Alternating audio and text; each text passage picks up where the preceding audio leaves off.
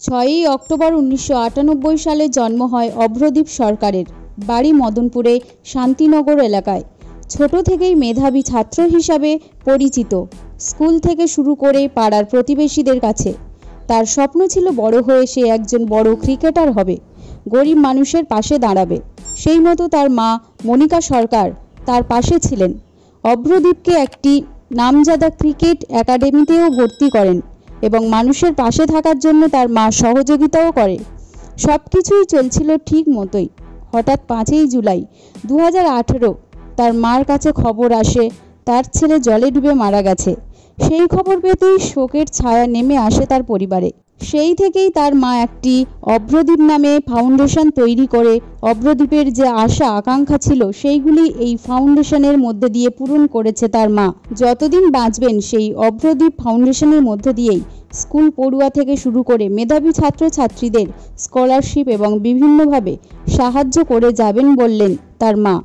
1998 সাল 6ই অক্টোবর ওর জন্ম। আর ও বাচ্চা থেকে মানে ভীষণ গরিব মানুষের প্রতি ওর একটা ভীষণ ছিল, সিম্প্যাথি ছিল যে মানুষের উপকার করবে। যখন ও যেই স্কুলে আজকে ওর যেই স্কুলে পড়তো 11-10 ক্লাস পর্যন্ত, কেননা 12 ক্লাসেও পড়েনি, কেন ওখানে ফিজিক্যাল এডুকেশন নেই, যার জন্য 11-এ উঠে অন্য স্কুলে চলে যায়। তা ওই স্কুলে যখন ও যেত তখন রাস্তায় যদি কোনো ভিখারি দেখতো, তখন ও যখন ছোট, আজ থেকে 25 বছর 26 বছর আগের কথা বলছি, ও যখন মানে 5-এ উঠেছে তখন স্কুলে যেত, তখন রাস্তায় যদি ভিখারি দেখতো তখন তো 2 টাকায় অনেক কিছু পাওয়া যেত। 1 টাকা ভিখারিকে দিয়ে যেত আর 1 টাকাও খেত। আবার কোনোদিন হয়তো কোনো বন্ধুর বাবা নেই, তাকে হয়তো 1 টাকা দিত খাওয়ার জন্য, নিজে 1 টাকা খেত। ও এমনই মানুষ ছিল। তা ওর খুব ইচ্ছা ছিল ক্যারাটে শিখবে। তা এখানে ক্যারাটে কোনো জায়গা নেই। তারপরে মেসি করতো। তারপরে বললো মা আমাকে ভর্তি করো, কিন্তু আমাদের যেহেতু জয়েন্ট ফ্যামিলি, আমি বলতে সাহস পেতাম না যে আমার ছেলে খেলবে, খেলার জন্য ভর্তি করবো, কেন সবাই পড়াশোনা খুব ভালোবাসে। তারপরে যে কোনো কারণে ও এইটে যখন পরীক্ষা দেয়, তারপরে ওকে আমি কল্যাণীতে একাডেমিতে ভর্তি করলাম ক্রিকেট খেলার জন্য। তারপরে 2-3 বছর স্যাররা তো নষ্টই করে দিল ওকে ক্যাচ লুপতে। তারপর ওর বাবার একটা কথা ছিল, উচ্চ মাধ্যমিক পাস করবি তারপরে কোথাও খেলতে যাবি, উচ্চ মাধ্যমিক পাস করবি তারপরে কোথাও খেলতে যাবি। কিন্তু বাইরে সবাই খেলতে যেত, ওর খুব ইচ্ছা ছিল খেলতে যাওয়া। তারপর আমি যেহেতু প্লেয়ারের মানুষ, আমার খুব মানে ব্লাড টানতো। আমি তো না তুই খেলা থাকবে, খেলা চলে যাবে, আর তোকে করতে লাগবে না। তারপরে ও এরকম টুকটাক খেলতে যেত। তারপরে এখানে কলেজে 2 বছর ধরে খেলালাম, খেলতেই পারলো না, টাকা নিয়ে নাম তুলে নেয় অথচ খেলায় না। তখন ও বললো মা এখানে এত পলিটিক্স, তুমি এখানে আমায় রেখো না, তুমি আমাকে গুজরাট নিয়ে চলো, ওখানে অত পলিটিক্স নেই। তারপরে ওর বাবা ঠিক ইচ্ছা না যে বড় ছেলে গ্র্যাজুয়েশন কমপ্লিট করেছে, ও গ্র্যাজুয়েশন কমপ্লিট, ও বললো দাদা তো এখানে বসে আছে, দাদা কি চাকরি হচ্ছে, আমি যাবোই, তুমি যদি না পাঠাও আমি কোনো না কোনো কারণে চলে যাবো। তখন কিছু মানুষ বললো তোর ছেলে যখন এত ভালোবাসে তাহলে এক কাজ কর, তোর ছেলেকে গুজরাট পাঠিয়ে।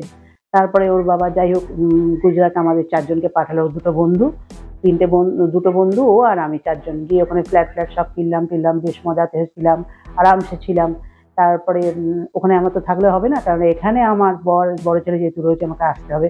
তা ও আমাকে দিতে আসলো, দিতে এসে চলে যাবে করছে। তা তখন একটু সিজনে বর্ষা টাইম, জুন জুলাই মাসে বৃষ্টি হয়। তা বললাম বাবু এখন তো প্র্যাকটিস হচ্ছে না, তুই থাক। তা আমাদের বাড়িতে আমার জায়ের মেয়ের বিয়ে ছিল, বললাম বাবু বিয়েটা খেয়ে যা। সেই বিয়ের দিনই সকালবেলা যে কি হলো কিছুই বুঝতে পারলাম না। 2 বা 3 বার ব্যাংকে গেল টাকা তোলার জন্য, বিয়েতে গিফট দেবো বলে। তারপরে আসলো, তো হঠাৎ একজন বলছে একটার সময় যে ওর অ্যাক্সিডেন্ট হয়েছে। আমি যে স্কুটি নিয়ে যাই, স্কুটিতে মনে হয় অ্যাক্সিডেন্ট হয়েছে, কিন্তু ওকে যে জলে ডুবিয়ে মেরে ফেলা হয়েছে এটা তো আমি স্বপ্নেও ভাবতে পারিনি। যাই হোক ছেলে সেদিন আমি অনেকবারই অজ্ঞান হয়ে গেছে, আমার সেদিনকে কিছু আর খেয়াল নেই। এইভাবেই গেছে। ওর বাবাও মানে অফিসে সেদিনকে গিয়েছিল, শরীরটা ভালো ছিল না, কিন্তু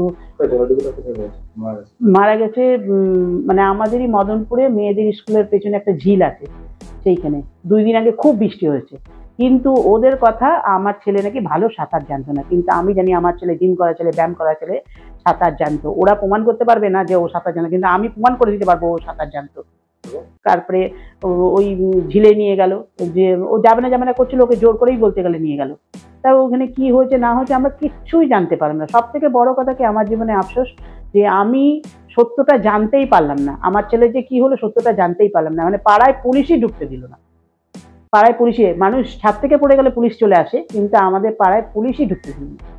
আমার ছেলে সত্যটা যতদিন না জানতে পারবো, এই মায়ের সন্তান হারা মায়ের হাহাকার সারা জীবন থেকে যাবে, সারাটা জীবন থেকে যাবে। এখন এখন তো ওর যেহেতু ওর ইচ্ছা ছিল বাচ্চা থেকে যে মা আমি সচিন তেন্ডুলকর অনেক অনাথ আশ্রমের দায়িত্ব নিয়েছে, আমিও নেব। তা ওর অসমাপ্ত কাজগুলো ফেলে চলে গেল, সেই কাজটা আমি এখন মানে ওই করে, আমি আর কি একটু সঙ্গে থাকি এই পর্যন্ত। তারপরে ওর অভ্রদীপ ফাউন্ডেশন নামে একটা অভ্রদীপ ফাউন্ডেশন তৈরি করলাম, করে এখন এই ঝুগি বস্তি অনাথ আশ্রম বৃদ্ধাশ্রম চলে যাই, গিয়ে সেবা করার চেষ্টা করি।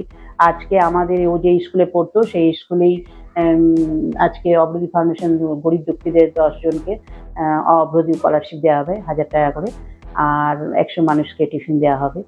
আর এই পর্যন্ত প্রোগ্রাম রয়েছে। আমি তো স্বপ্নও কোনোদিন ভাবতে পারিনি, কেন আমার পারিবারিক অবস্থা তো ভালো ছিল না, এই বেলা খেলে ও বেলা চিন্তা করতে হতো, যার জন্য মানে এখন এই যে এই কাজটা করি, আমি কেন আমার সঙ্গে যারা করে প্রত্যেকে এত খুশি, এত আনন্দ, যে এই কাজের মধ্যে যে এত আনন্দ পাওয়া যায়।